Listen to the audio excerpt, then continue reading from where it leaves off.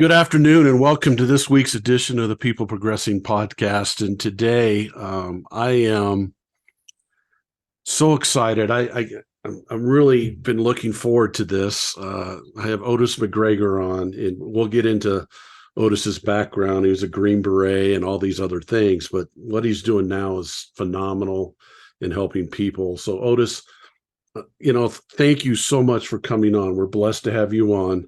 And what I always start this out with is just having you kind of introduce yourself, like where you grew up, what you like to do as a kid, some of the things that you did, like sports or band or anything like that, that kind of had an influence on you in your life. Well, I could tell you, probably much to my dad's chagrin, I was a band failure. Uh, that was not my cup of tea. I did play sports growing up, primarily football, played a little bit of soccer when I was younger. Tried to play baseball a couple of times, but I got confused on catching the ball with my glove versus my mouth. There you And, go. when you get confused like that, that's, probably ought Yeah. to step away. Yeah, that's kind of tough. Yeah. I grew up in Fort Worth, back when it was still actually a cow town, and where the West began. Uh, and went to Texas A&M Corps of Cadets there. I was also in the Texas Army National Guard, so that I could get experience of what life is like as a soldier before I became a leader of soldiers. And so I was a tank driver. My tank was about 5 years older than me. And then I was a long range reconnaissance guy for the division, one of the specialty units. Did that, and then the Army saw fit to make me an engineer and sent us to Alaska and Wow. brand new, beautiful Texas bride with me to Fort Wainwright, Alaska. And man, this was the days of you couldn't afford long distance phone calls Yeah. unless Sunday morning or after 9 o'clock at night, sort of thing. So there's no better way to break into a marriage and life in the Army than getting plopped down into the darkness, the winter darkness, and the summer sunshine of Fairbanks, Alaska for 4 years. Volunteer Special Forces, that's what brought us out here to Colorado. I'm a 10th group guy. I spent the rest of my career doing that in various capacities with various commands. Retired from the Army in 2009, went into the business world. Wasn't a good fit for me. I kept bouncing between companies because I couldn't figure out what I was supposed to be doing. I didn't have the tools, didn't have the understanding. And one day I had a moment of depression, feeling sorry for myself. And I started to reflect on my life, why and what. How come all my buddies have great jobs? How come they're making lots of money, having fun, and here I am in the fifth job that I'd been in 7 years and couldn't figure it out. And that afternoon, as I sat here feeling sorry for myself, I realized that since leaving the Army, only two things have been consistent in my life: my family, still married my beautiful Texas bride, and boys high school rugby. Because our youngest son decided that was the sport he wanted to play. My wife and I did what we call the mid-America thing. She'd pick him up from school, drop him off at practice. I'd drive by the practice field and pick him up. Except I started leaving work a little bit earlier, started getting out of the truck. Yeah. Next thing I know, the head coach and I become best friends. Uh, and he asked me to start helping him coach. And of course, I was like, of course, but I know nothing about this game. So he taught me everything he knew about the game. I became a student of the game, watching videos and drills and plays and all these sort of things every night. And the next season, he asked me to take over as head coach. Oh, wow. And Yeah. I coached for 7 years. That summer that I was sitting here in my home office feeling sorry for myself, that was the end of the seventh year, I think it was seventh year of coaching. And incidentally, it was also the third or fourth year, I think it was, that I coached the state all-star team too. Oh, So, cool. proving the fact that you don't have to be an expert in anything if you want to dive into it and learn about it. And Yeah. Yeah. that was what I did. Yeah. It's a great story. And then you started your own company after that. I want to go back a little bit though. Yeah. Otis, you said that you kind of started your service career, your Army career, when you were still at Texas A&M, and then it kept going. Green Beret. How first and foremost, how hard is it to become a Green Beret? And then when you become a Green Beret, what's the greatest benefit of being a Green Beret? Well, so the inside joke with you, I'll share with you, Joe, because I don't know if you ever heard it or not, but I went through the last hard class. So ever since I graduated, it's been It's really been easy. Yeah, yeah, yeah. easy for everybody else.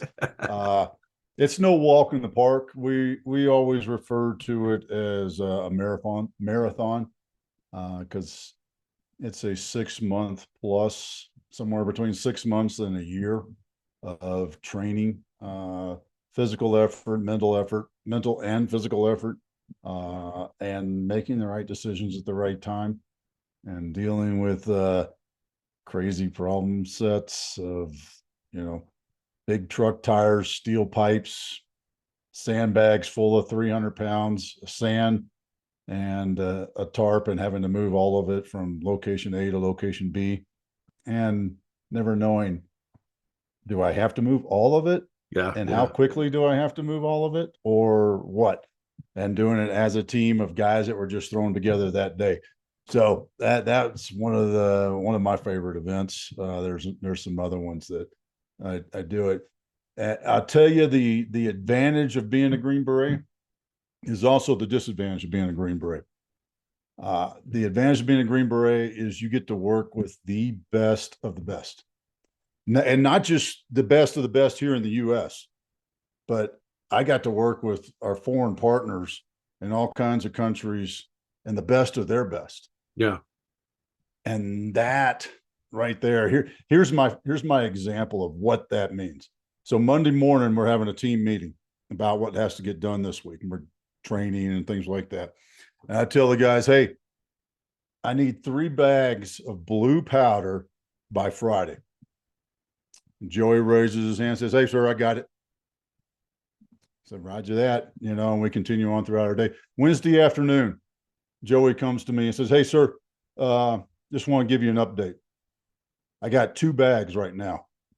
Having a little trouble on that third one, but I'm going to keep you informed. I'll let you know. If I'm having problems, I'll let you know tomorrow afternoon. Tomorrow afternoon, Thursday afternoon, you know what I have? I got 4 bags of blue powder. That's what it was like working in the Green Beret. Never notice I didn't say, hey, I called Joey up and asked him what the status was. Joey came to me and said, here's the status. Right. I'm fixing this, I'm doing this, and I'm keeping you informed, boss. That right there has been the biggest detriment leaving that world of the highest performers, the people who get the job done no matter what. Yeah. They understand that it's mission essential. They understand how important it is, and they can figure out how to get it done no matter what. Right. That right there has been my biggest detriment since leaving the military. Wow. What a great insight. I call those people gamers. Yeah. And I call those people, so I have it labeled in 4 sections. There's the donkey, the 8-to-5er, the showcaser, and the gamer. The donkey is the one that's the culture killer, sucks the energy out of your company or your negative Ned. Team. Yeah, negative Ned. The 8-to-5er will come in at 8, leave at 5. They don't do a bad job, but they just won't give you, the 4 bags instead of 3. They're going to give you 3 because that's what you said. That's what you asked for. Yeah. 1 and 4. I would have right. And then the showcasers are the ones that are pretty talented, but they only can do what they're only good at what they want to be good at. And then when the pressure hits, they're not very good. The old John Wooden quote is, as leaders, we want to try to get our people to be their best when their best is needed. And that's what a gamer is. They'll go above and beyond. They'll bring others up to their level. They'll get the 4 bags instead of 3, and they'll get it done. So I'm going to ask you this question now that you brought that up, because I think it's a great segue to this question. How do you deal with those people that aren't the top of the top? Like you said, the biggest problem being a Green Beret is when you got out, now you're dealing with people who aren't the overachievers, the high achievers, the ones that want to go above and beyond. What was that like for you transitioning into that world? Well, a couple of things. One, I have to adjust how I interact with them, Okay. which means I have to say to myself, okay, Wednesday afternoon, I need to call Joey up and ask him what's going on. Right. It's little things like that I have to do differently. Number two is I have to figure out what motivates them. Why can't I turn that 8 to 5-er into the game? Yeah. What do I Great. need to do that? And, I mean, quite simply put, I mean, it's simple to say, it's always very, very difficult to do, but I have to get them to buy into that vision of the importance. My vision of success needs to be their vision of success. They need to see themselves physically when they think of where am I going to be, whether they're doing a vision board or any of that stuff. They just need to think of themselves in the future being part of my vision. And when I can get the team, the 8 to 5-er, even, and what was the other one? Showcaser, the donkey. The donkey. Yeah. I can get the donkey to believe in that, then you know what the donkey's going to do? He's going to figure out how to perform better. Yeah. He's going to change his attitude because he's like, wait a second, my success, my personal success is tied to this business success. I see myself there in the future. I need to do more here. And he's still going to do it because it's human nature. It's got to be broken of that habit, right? Negative Ned sort of thing. But you can change them. You can let me rephrase that. You cannot change them. You can give them the opportunity to change if they want to, because Right. you can't make anybody change unless they want to, right? Right. And I say this, I'd like to get your thoughts on this. I think it's a challenge, or even sometimes really hard to motivate people, but I really believe it's easy to inspire people to motivate themselves, to Oh, yeah. own their motivation. So when you're trying to get that donkey over to the gamer, that's a big leap. Yeah. How are you going to inspire that person to do that? And it leads right into our next thing, because it's on your hat, and it's my number one thing, purpose. And my number two thing is really teamwork. So number one, purpose. I have a saying that you find your purpose when your purpose is greater than yourself.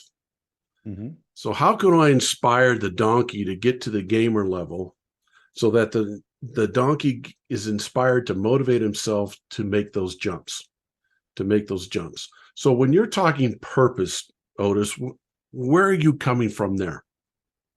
Well, I mean, it depends. Let me make sure I'm understanding you. You talking about what's my purpose or how No, to? we'll get to that later. Okay. Okay. How, as a leader, are you trying to give your people, because I think you make the jump by Mm-hmm. giving these people a purpose that's greater than yourself. So I say this on every podcast, and people are probably getting tired of it. The reason I'm doing what I'm doing now is because I read a stat that 70% of Americans are disengaged at work, and Mm-hmm. 85% of those 70 say it's because of the leadership they work for. Yep.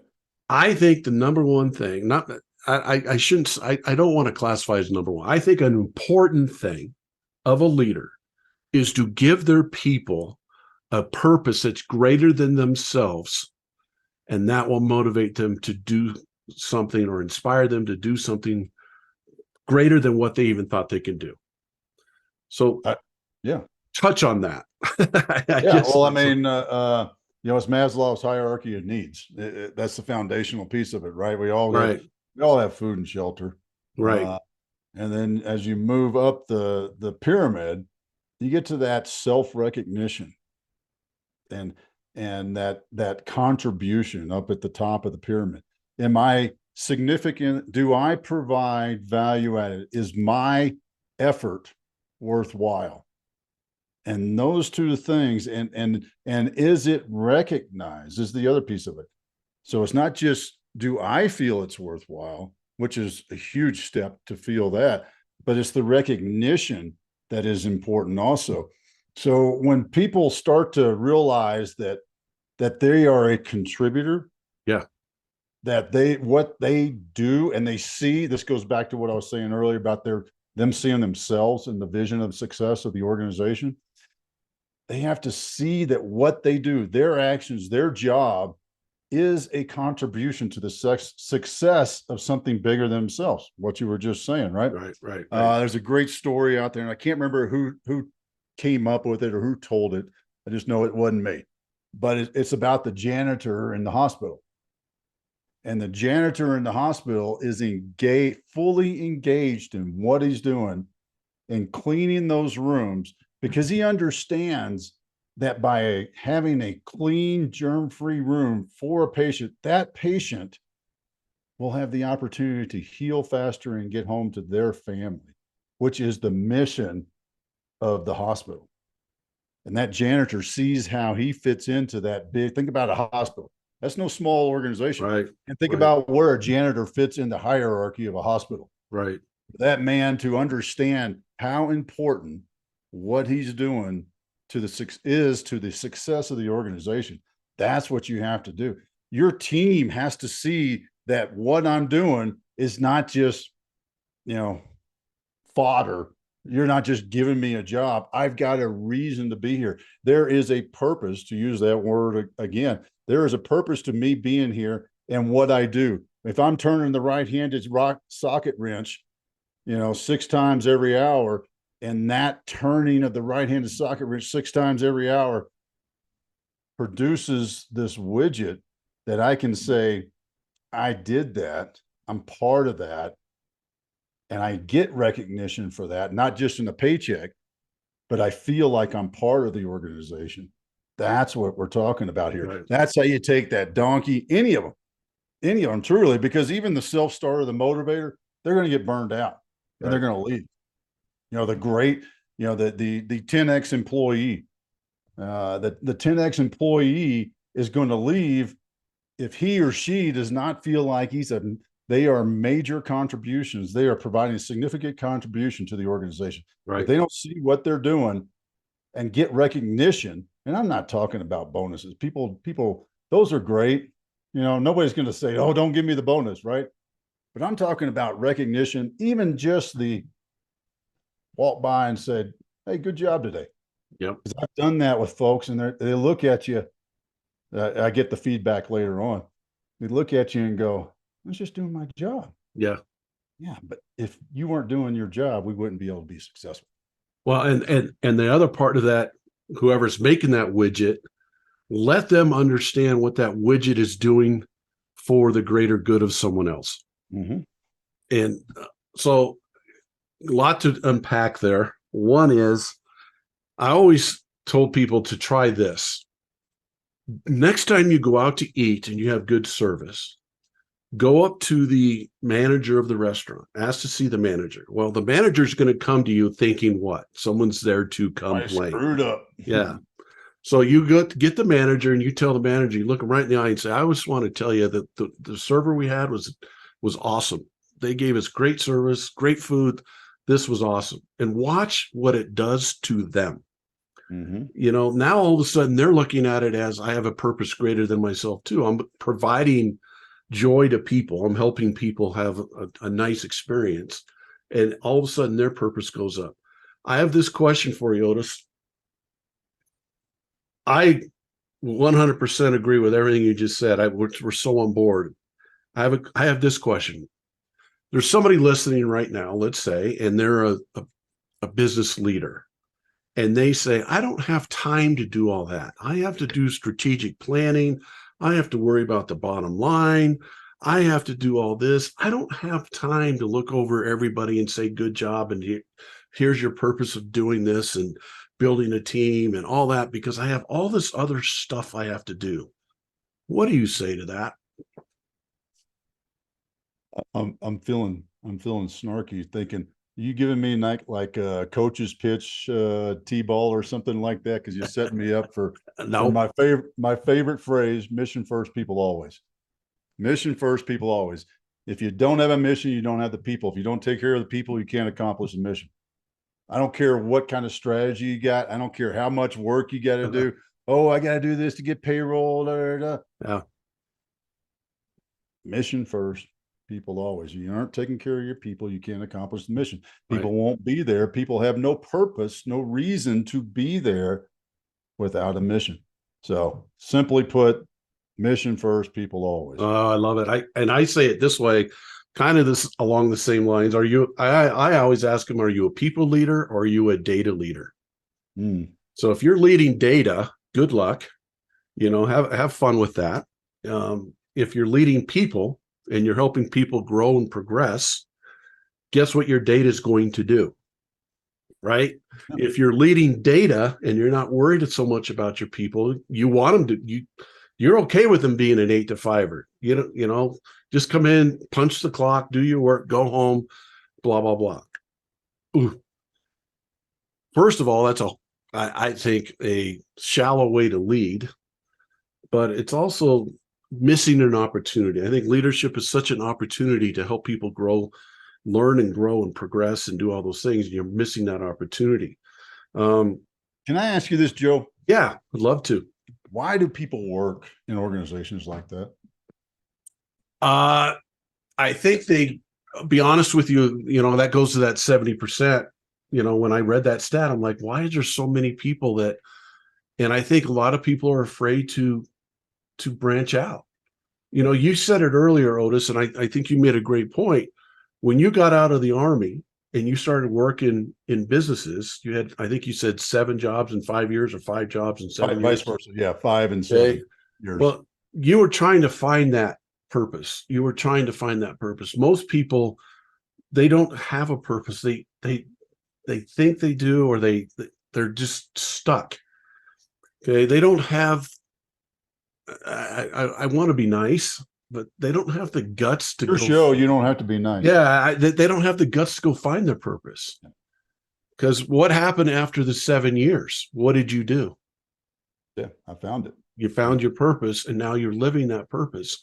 Where most people are going to stay in that because it's security, right? I get a check. I can go to work 8 hours a day and I can get a check and I can put food on the table and I can do those. And I get that. I really do get that. Well, it's the bottom couple of pieces of Maslow's hierarchy of needs, Yeah. Food and shelter sort of thing, and right. safety and security, those bottom two. But I look at it this way. So I've told this story before. I'm going to tell it again. My dad was 84 at the time. He's 89 now. And I took him to see his lifelong friend.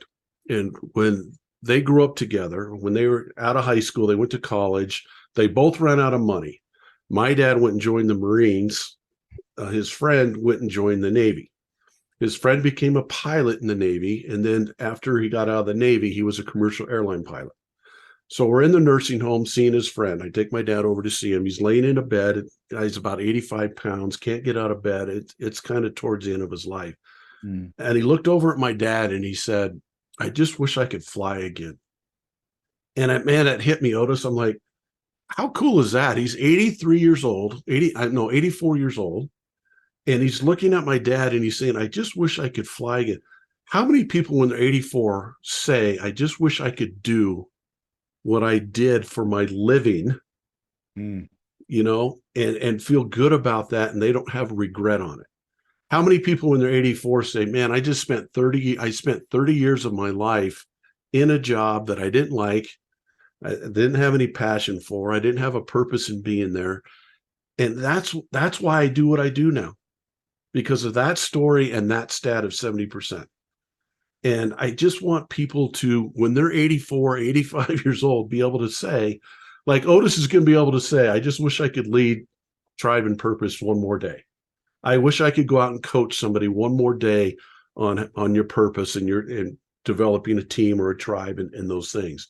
So you asked that question, you kind of got me going, but I want to get into the tribe part because we've already been a half hour and I know you got a hard stop. How important is tribe in our life, Otis? How important is that? Nobody gets anything done by themselves. I Okay. mean, I've done that. There's your bottom line to it. I've done a lot of things off in the woods by myself for a few days. You know, Yeah. it's good for the soul to be able Right. to go sit and be quiet with yourself. But the reason that is good for your soul is because it regenerates you so that you can give back to more. If your purpose doesn't have to does isn't tied to giving to others and helping others, then it's not a purpose. Mm-hmm. It's a desire. People look at guys like Bezos, uh, Hormozy, you know, these people that have just made crap loads of money, Gates, Jobs, and they say, "Wow, man, that guy's a freaking genius. That guy is awesome." Nobody talks about the team around him. Yeah.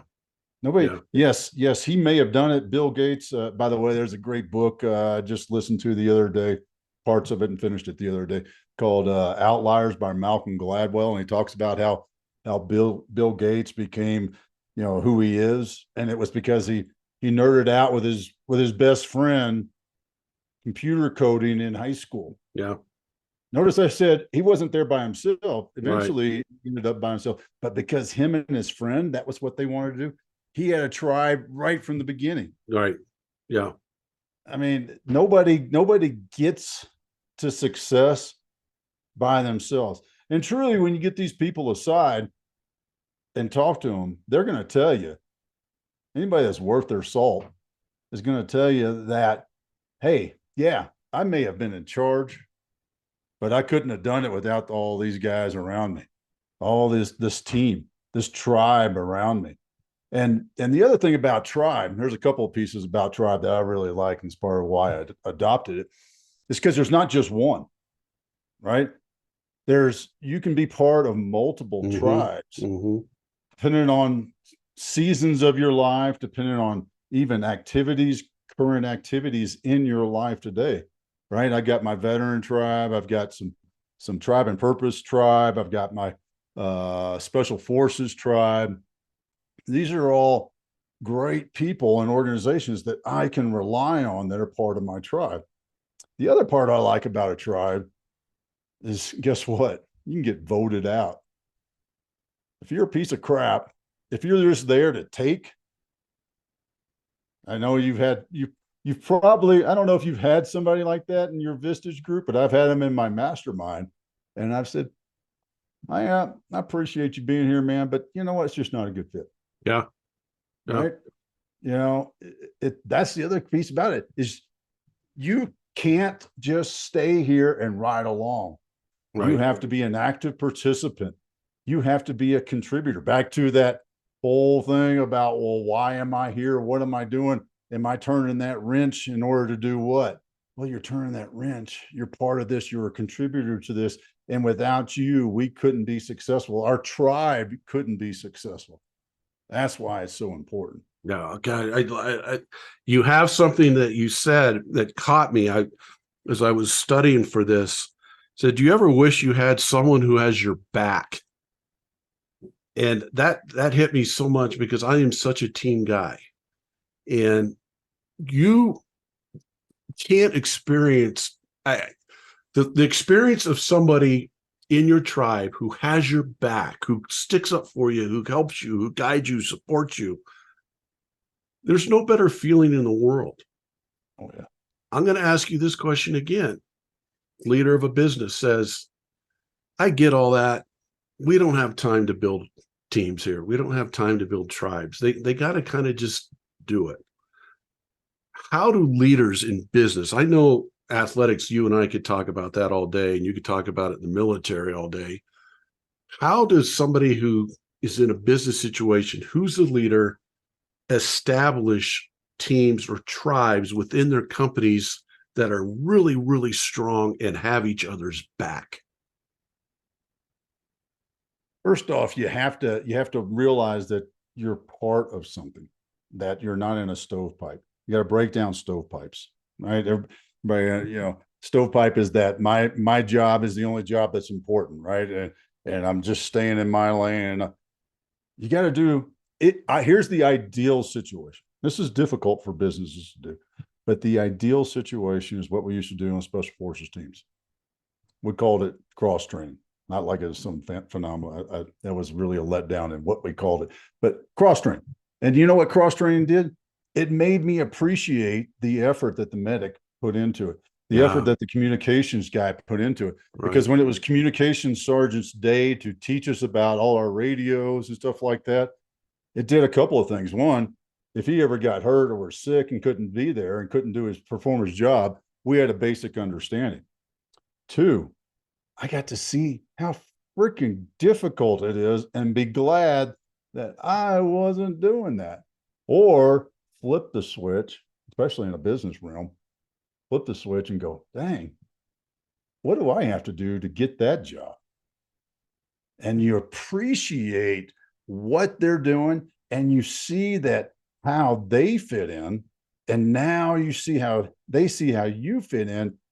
And when that starts to happen, now we got that teamwork going. We're working together. We're understanding why we're there. It's no different than a sports team, right? Yeah. It's the same principles. Right. And now here's the hard part, right? Businesses, it's really tough to take Joe from accounting and put him down on the floor and have him turn that wrench, right? We're going to have some, but you know what? I guarantee you could take Joe from accounting and put him down there on the floor for an hour or so. Yeah. Yeah. Yeah. Let him get a smell for the oil and the dirt and the must. Right. Yeah. Yeah. You know, and then take Fred off the floor and put him down to have him go back up with Joe and sit down and go, oh God, spreadsheets. Yeah. Yeah. I'll go back downstairs. Right. But you appreciate, you realize there's other human beings in my organization and it's a real person. It's not just the dude inputting the numbers to get me paid. That's a real person there. And that real person is important to my success and the organization's success. Wow. And I think it's so powerful. I look at it this too, and I've said this before, but I was very fortunate that I was part of 5 state championship teams as a coach. And people ask me, you know, what was it with those teams? And I say this, the number one thing I think I figured out after 30 years of doing it, those teams, the people on those teams really were happy for each other's successes. They weren't jealous. They weren't hoping that someone would do bad so they could play. They were ready when it was their turn, but they were genuinely happy for each other's successes. If had 2 shortstops and one shortstop hits the home run, the other shortstop was the first one out to give him a high five. That's a hard thing in this world today because we live in kind of an individualistic world sometimes. And man, was that powerful to watch, you know, and I think what you're talking about. I'll throw one other thing. Go ahead. Yeah, go ahead. This is awesome. I saw the same thing on my rugby club, 5 state championships, same thing. Yeah.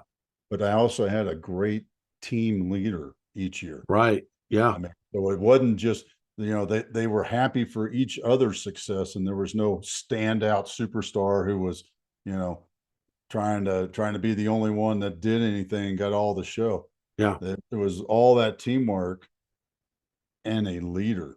Yeah. That helped them and guided them and led them and was my guy that I would say, take care of this, and they'd go take care of it. Yeah, they owned it.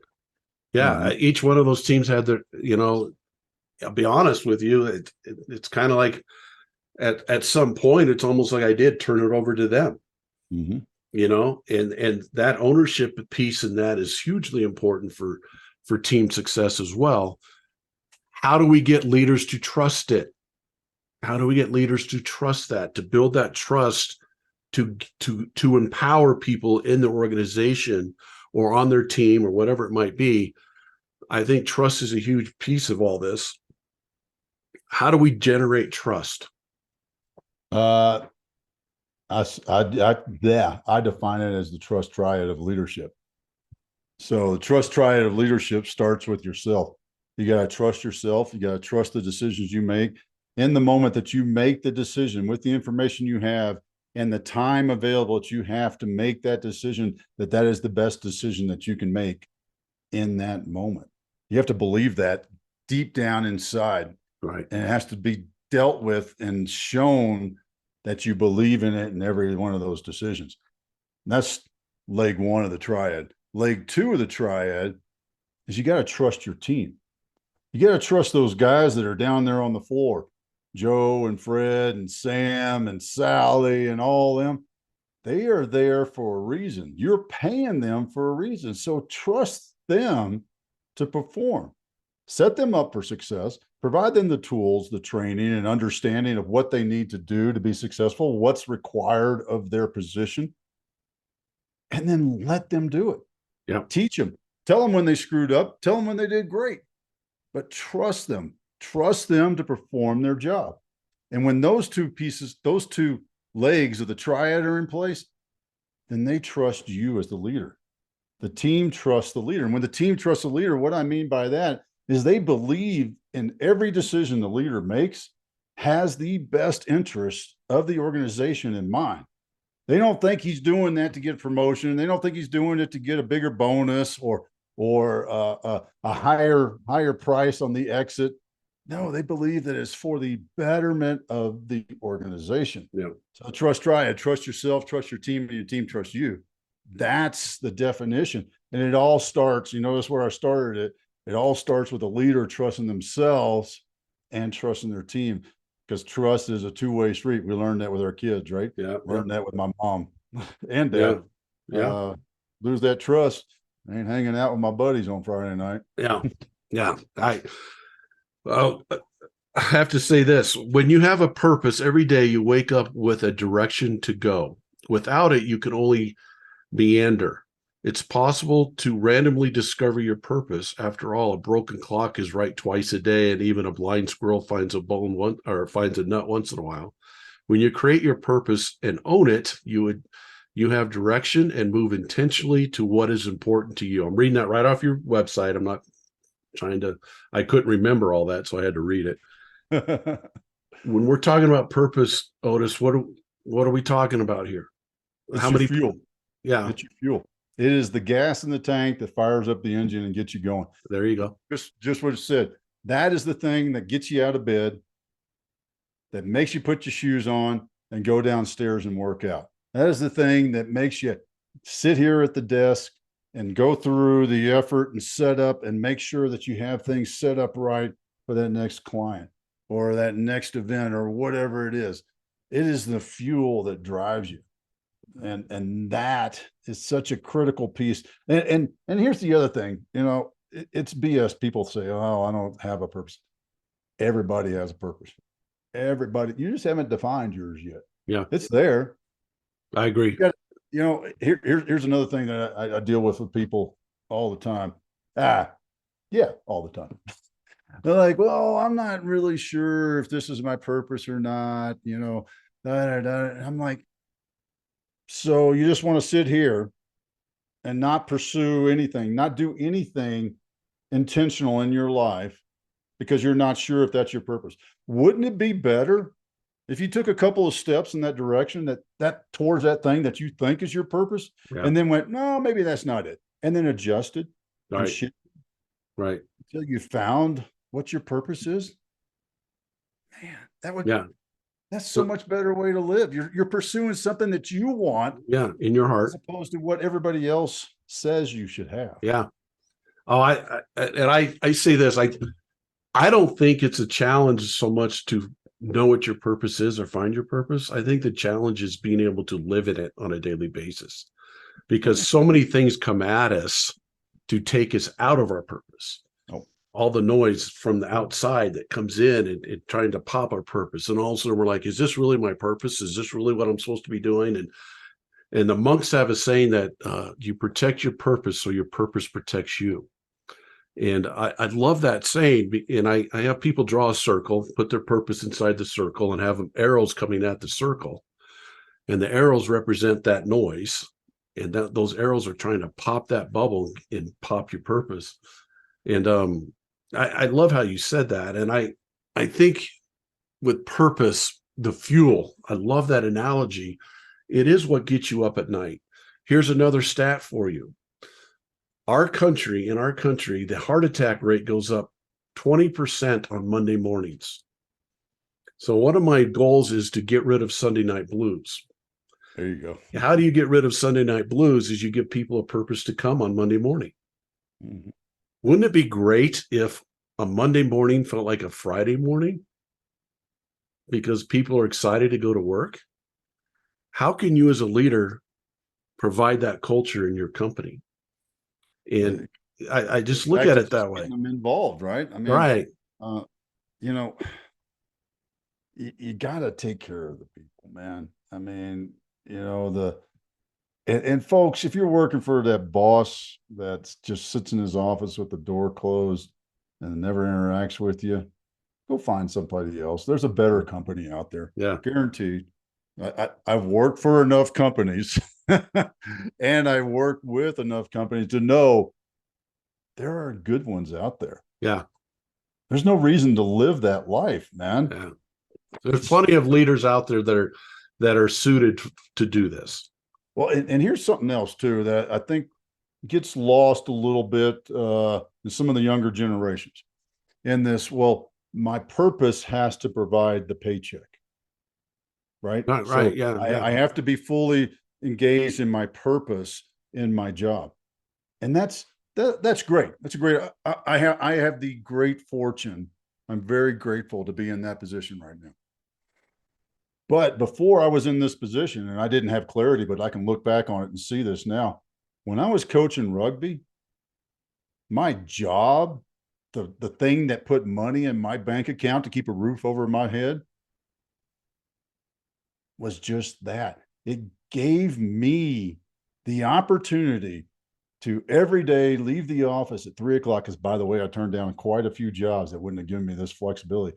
Leave the office at 3 o'clock to be at practice at 3:30, and every Saturday, and only travel if it fit into the rugby schedule. Right. Those jobs that I worked, even though I didn't fit in, didn't care for them in the other bigger aspect of it, I didn't realize this, but they were giving me the means to achieve, the means to fulfill my purpose. Yeah. They supported your purpose. Yes. You supported your purpose. And now you're in a position where you're doing both. Exactly. Now you're in a position doing both because you figured that out, because you didn't just go to work and come home and say, woe is me. I can't go out and coach. I can't do any of that stuff. I need to come home and relax and do all.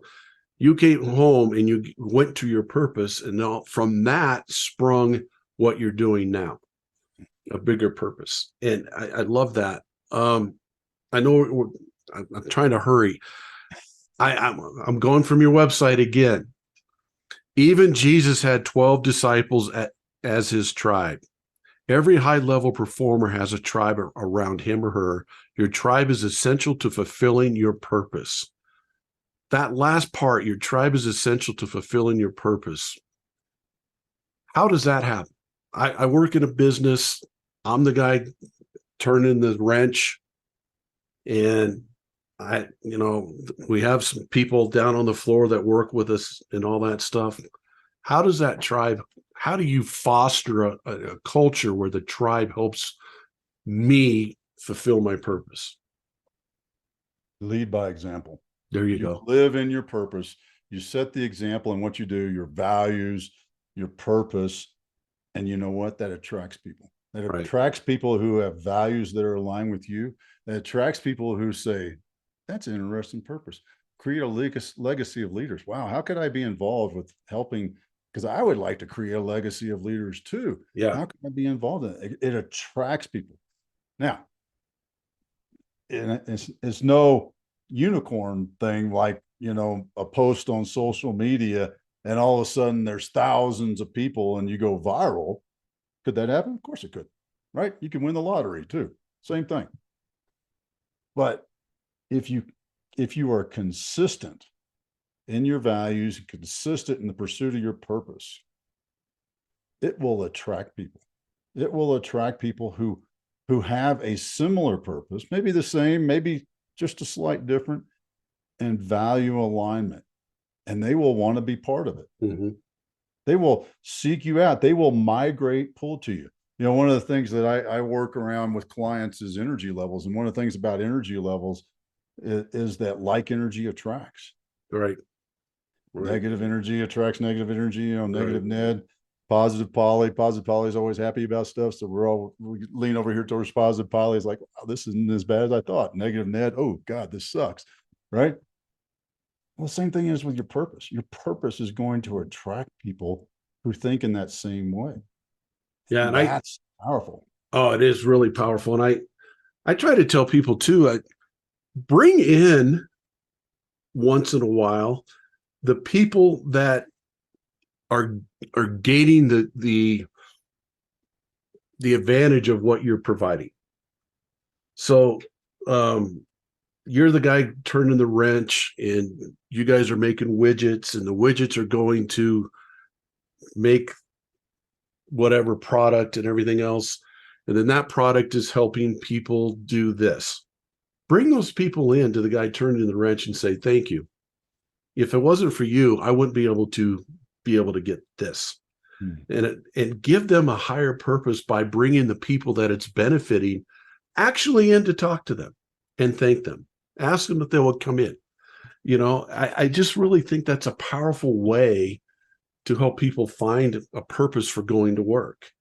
There was a story, I don't know if you ever read John Gordon's books, but he talks about the soup company, and they weren't doing very well. It might have been Campbell's. And they hired a new CEO, and she came in and basically told her people, we are making a healthy food for people. It's helping people get nutrition.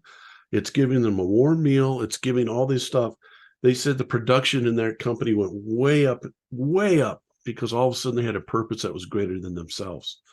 Man, this is great. I know we're running out of time. The tribe is a foundational to our being and our survival. How important is it that we are part of, you know, you have somebody that says, you know, I just want to go work in a cubicle 8 to 5 and go home. I don't really need to talk to people. I don't need to do all that. I want to ask you, how important is it to be a part of something that's greater than yourself, you know, that has a team aspect, that you can have someone that has your back? How important is that? How important was that in the Army? Oh, no, it was life or death, but you can Yeah. never be fulfilled if you're that person that just wants to go to the cubicle. And I would also ask, well, how are you doing your job? Aren't you interacting with people to do your job? I mean, in that sort of a sense, I mean, yeah, you could be the right-handed socket turner, and that's all you do.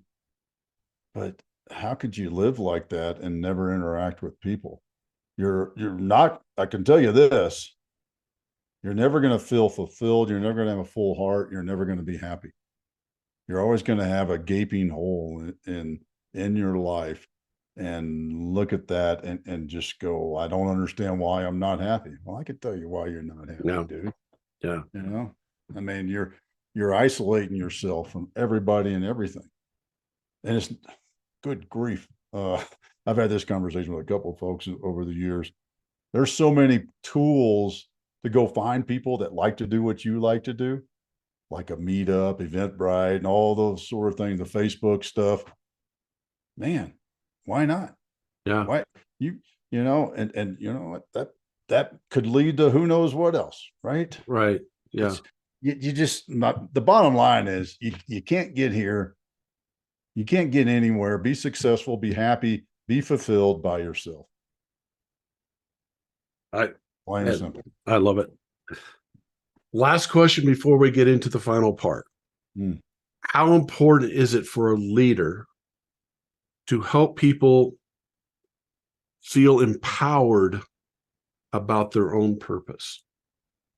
That I'm not throwing, I want you to own your purpose. I want you to take ownership of it, feel good about it, live in it, protect it, do all those things. I don't want you to just think it, well, I got to have this purpose because that's his purpose.